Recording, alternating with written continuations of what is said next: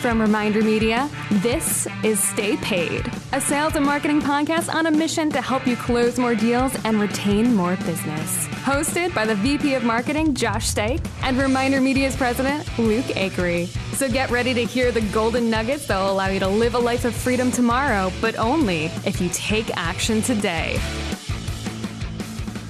Welcome to another episode of Stay Paid Silver Dollars. Today, we are going to be digging into a really cool topic that I think some of you guys probably know a little bit about. You may have heard of this gentleman. His name is Jocko Willink. He wrote the book Extreme Ownership. Yeah, amazing book. We actually, one of our core values here at Reminder Media, the company that produces Stay Paid Podcast, at Stay Paid Podcast on Instagram, one of our core values. You just wanted to get that in there. You're like, hey, if no one knows we're on Instagram, we are on Instagram right now, so please follow us. One of our core values here at Reminder Media is extreme ownership. We actually got this from Jocko's book of the same name, but it really embodies how we think. Own the problem, own the solution, and own the implementation. We recently had an opportunity to have Jocko speak to our company of 200 plus employees virtually as a reward for hitting their quarterly goals for the second quarter this year. And we're going to go through some of our top takeaways from his speech and his books. Yeah. Now, you know what was one of the most impressive things about him was we had 200 people basically on this virtual, and he still was able to keep everyone engaged because the comments we got afterwards were phenomenal. And now I've learned something about presenting virtually. You got to get your face in the camera. Dude, he would get his face and his finger right in the camera. Yeah, he'd get his face right up in that camera when he got intense. And I was like, yeah, I need to use the camera more. You got to stand. Like, oh, that's he was standing too. Yeah. We should probably stand when we do our webinar. Well, I guess you are. I do. Starting. I stand out here. Yeah, I don't. I'm sitting at my desk. I need to stand from that one. Get right up in the webcam. Yeah. Well, that's my first takeaway that I didn't realize I had. I need to start standing for these webinars. Yeah. So, no, we're going to go through some of his, obviously, you can get all this stuff from his book, Extreme Ownership. Fantastic book. If you have not read it, I would highly recommend reading it. And then I'd highly recommend listening to the Audible because him and his partners, co-author Leif Babin, they actually read the book. And so you get to hear like Leif Babin's voice. You get to hear like the passion behind them. And because he's such a motivational dude. We actually had a call with him. And we were like, started off just kind of, general questions. And all of a sudden he just starts going into, well, here's what I'm going to talk about. Like, okay, yes, sir. Military mode. Yes, sir. Now, so the top 4 laws of combat that can apply to your business: cover and move, keep it simple, prioritize and execute, and then decentralize command. So we'll go through what each of those mean and kind of our top takeaways. But cover and move is all about this idea of teamwork, this idea of working together as a team. And I think more importantly, if one person on your team fails, or if one team fails, and I think that our natural inclination sometimes as a larger organization, it might not be as applicable, but even on a small team, you think, oh, well, if I fail, if I didn't do my job, or I'm sorry, if that person over there failed, they didn't do their job, that doesn't affect me. Well, at least it wasn't me. And that's sort of the nature, like the CYA, cover your ace in life. It's a like, PG. Well, it wasn't podcast. me. And his whole point is like, nah, it's you. That's a team. The team fails. Yeah, when one person fails, the team fails. And the whole idea of this cover and move is obviously in battle, you're laying down cover fire, so your counterpart can actually get up and move and not get shot. Yeah. And I was the example, of course. I kept getting killed in his examples that he used throughout to our whole staff. So I'm sure the staff enjoyed that. But the point being is that it's so essential that each person does their job because the mission won't get accomplished. And we often think, like you just said, we often work in silos. And there's another book like Silos in Politics by, what's his name? Patrick Lencioni or whatever. That's really, really good. The same type of problem that kills businesses is you work in silos. You think about your own day, your own stuff all the time. You never think about anybody else. And that's why one of the reasons why teams fail. Yeah, well, I mean, the example was basically like if you're laying cover fire for your partner, he's moving, and then he's laying cover fire for you and you're moving closer. You're both moving towards your objective. If your partner gets shot, you're not going to think, well, that's his problem. I'm good. And if you think of that about your business the same way, it's really the same way. Yep. It's the life or death of your business. Yep. The next one is to keep it simple. Really, the idea here is that the best plan is so simple and clear that every single person on the team understands it and knows exactly what to do. I think this can apply even as a solopreneur. Yep. Like you have to simplify your own plan, I think even in your own mind in a way where you know exactly what you're doing and why you're doing it. Well, one of our questions from our staff was they are a planner. They're in charge of planning. And one of the hardest things is that they want to plan to the detailed level, but things change so much all the time. And I thought what was powerful about what he was saying was that you want to plan to accomplish the mission and he would say he would make plans, I think, with like 4 to 6 different ways that you could accomplish this mission and accomplish this plan. And the idea being is like, you don't have to have every intricate detail worked out. And it actually hurts you more than it helps you if you actually have every single detail worked out, because then all of a sudden, if one little thing in your plan changes, your whole plan goes to crap and you can't adjust. Versus keeping it simple and just thinking about what's the end goal. Stephen Covey says, begin with the end in mind. What's the end that you're trying to accomplish? Keep it very, very simple. And now we appreciate he didn't add the last S on it. Keep it simple, stupid. But, keep it simple. It's definitely really a powerful. That's one that hit me that goes, I go, hey man, am I overcomplicating my advice to real estate agents? Am I overcomplicating my advice to financial advisors? Like, it really is simple. Build relationships, like Sean Carpenter, right? We quote him all the time. Build relationships, solve problems, have fun. Yeah. Like it's that simple. Next one is to prioritize and execute. This is really looking at the problem. Actually, let me finish that thought. Look at the problem. This is my problem. I just assume that people know what I'm thinking, and I don't communicate a final thoughts. Yeah, they got it. They read my brain.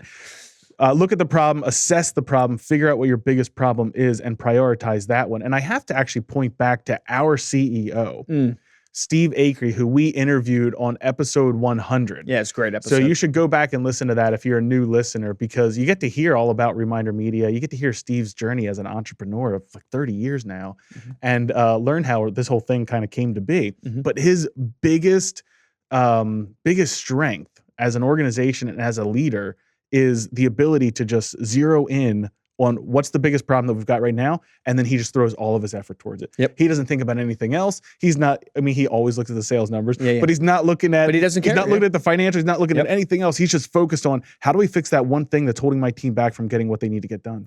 No, it's super, super powerful. It's actually a gift to be able to hyper-focus, block out all distractions. And if you applied that even at the simplistic level and going, hey, what's the number one thing your business needs right now? Is probably more sales.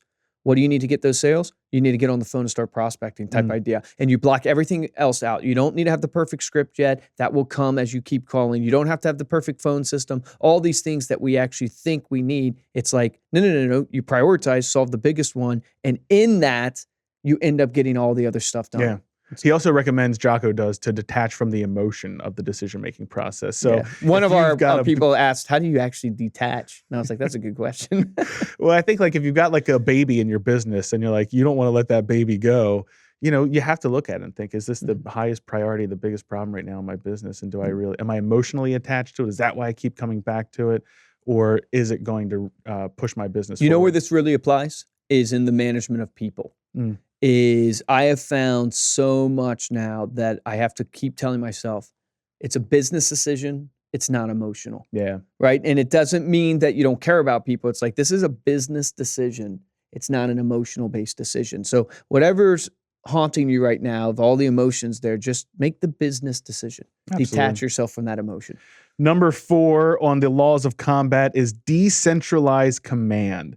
So the idea around this is that everybody leads. And we actually have this as part of our core value too, being leadership. But, to kind of break that down, it's everyone on the team understands the mission, the goal, and the end state. What are you trying to accomplish? You said it, begin with the end in mind, the parameters that they can work within, because you can't just let everyone do whatever they want to accomplish the mission. That's chaos. There are parameters. And then most importantly, why they're doing what they're doing. And that's the idea of, hey, you don't have to come to the leader. If I'm the leader and you're listening to this and you're a leader and you're tired of your people coming to you all the time, asking you, what do I do next? What do I do next? Is this okay? Is this okay? Start thinking, how do I decentralize the command? Once you get everybody understanding what the mission is, the goal, and the end state, then they start making decisions. They should solve the problems. Yeah. It truly is empowering your team. What's interesting is one of the biggest excuses you hear from teams or from team members is well, I didn't know I had the power to be able to make that change. I didn't know I had the power to be able to do that. And it's one of the hardest things to hear as a leader is going no, you do have the power, because we're all trying to achieve this mission together. And so many people hold themselves back from actually doing what they know they should be doing. And they use an excuse in their mind of well, I'm not technically in charge. I'm not technically the one who's the manager. I'm not technically, so I don't want to step on that person's I don't have that title. those toes or whatever. Yeah. And it's no, you're using that as an excuse. Yeah. Yeah. So.